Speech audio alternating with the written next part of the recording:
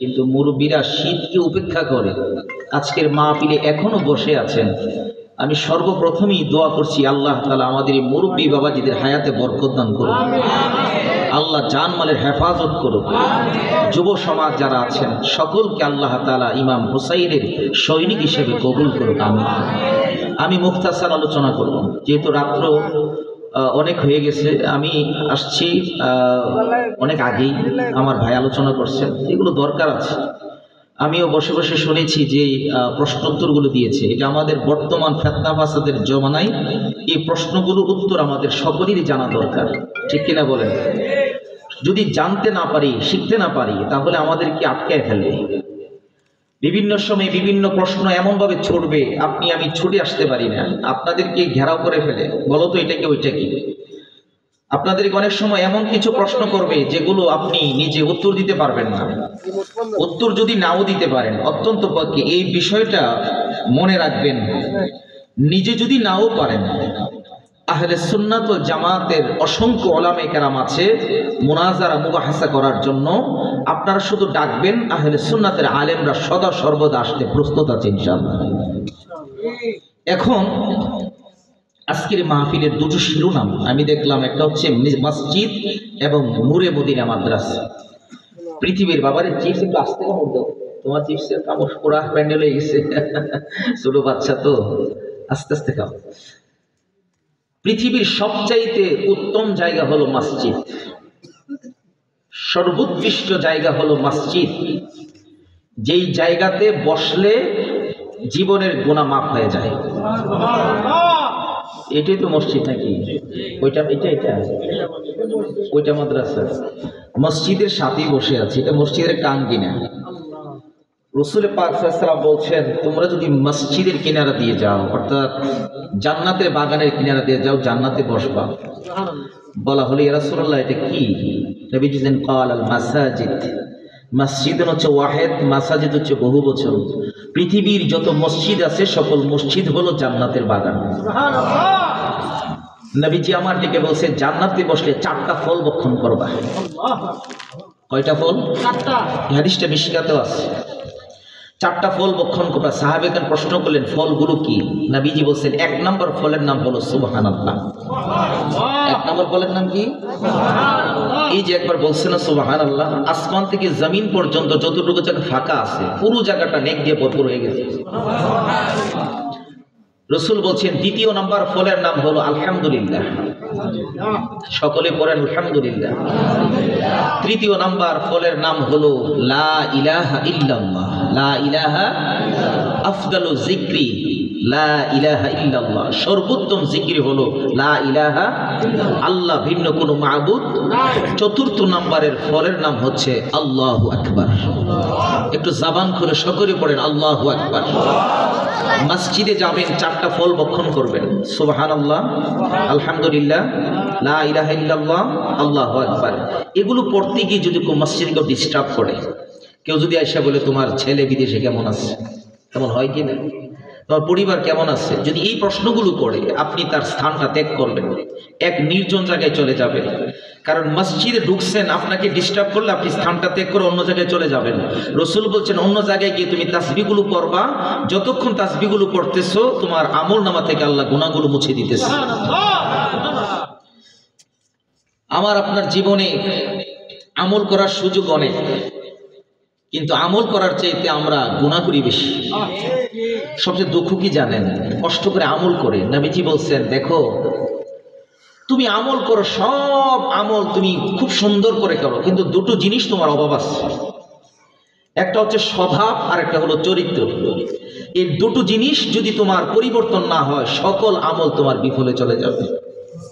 কিন্তু আমাদের কিন্তু এই কাজটাই বেশি হয়। নামাজও পড়ি, আবার মিথ্যা কথাও কথা বলেন না, বলি না? বলি। নামাজও পড়ি, আবার গীবতও করি। এই সবগুলো করার কারণে স্বভাব চেঞ্জ হয় না, চরিত্র পরিবর্তন হয় না। Character is the best policy. ইংরেজিতে একটা প্রবাদ আছে যে চরিত্র হলো অমূল্য সম্পদ। যার চরিত্র নাই তার ঈমান নাই। চরিত্রহীন মানুষ পশুর সমান। নবীজি আমার ডেকে বলছেন, হাসরের ময়দানে মিজানের পাল্লাতে সবচেয়ে যে আমলটা ভারী হবে সেটা হলো চরিত্র। সুবহানাল্লাহ বলবেন না? কোনটা বেশি ভারী হবে? চরিত্র যদি মানুষের ভালো হয়। রাহমাতুল লিল আলামিন নবীজি আমার ডেকে বললেন, সাহাবীরা আমার কথাগুলো শোনো, আমি নবীজি বসে আছি আর আমার পাশে আমার স্ত্রী আয়েশা সিদ্দিকা অথবা অন্য কোন বিবি দাঁড়িয়ে আছেন। আব্দুল্লাহ ইবনে উম্মে মাকতুম রাদিয়াল্লাহু তাআলা আনহু সাহাবী আসতেছেন, অন্ধ সাহাবী। আমার নবীজি ডেকে বললেন, আমার বিবিরা ঘরে যাও। বিবিরা ডেকে বললেন, ইয়া রাসূলুল্লাহ, আপনার সাহাবী তো অন্ধ, কেন ঘরে যেতে হবে? নবীজির কথার উত্তরে আম্মা জানেরা যখন কথাটুকু বললেন, নবীজি আমার ডেকে বললেন, ও আমার বিবিরা, আমার সাহাবী অন্ধ, কিন্তু তোমরা তো অন্ধ না।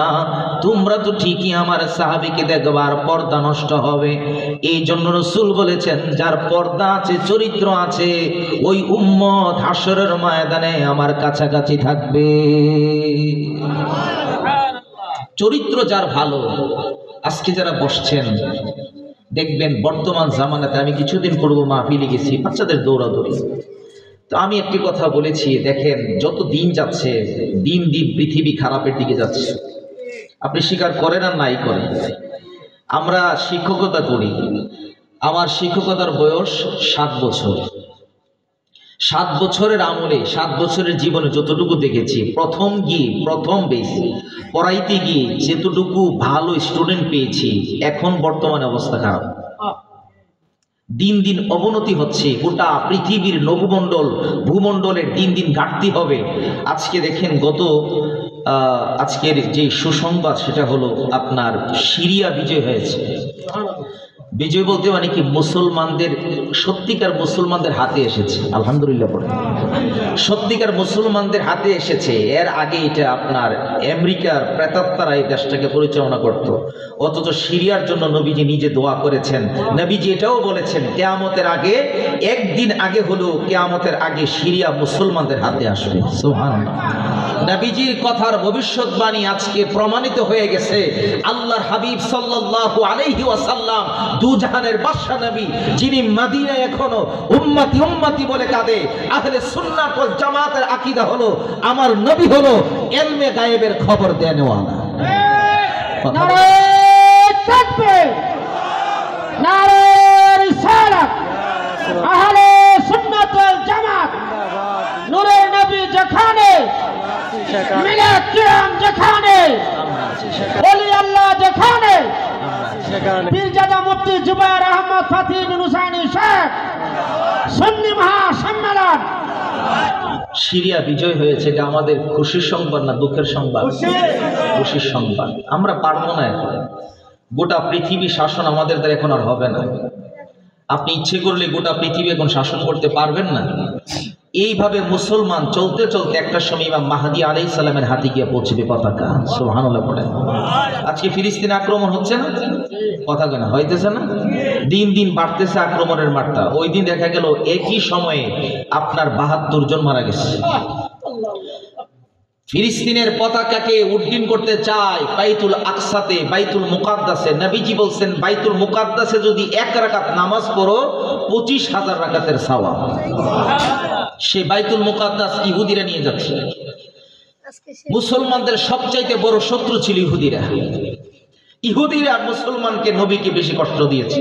আর ইহুদিদের সাথে মুনাফিক, নবীজির হাতে কালিমা পড়েও মুনাফিকি করে, নবীর সাথে বেয়াদবি করে, ইহুদিদের সাথে হাত মিলায়া নবীকে বেশি কষ্ট দিয়েছে।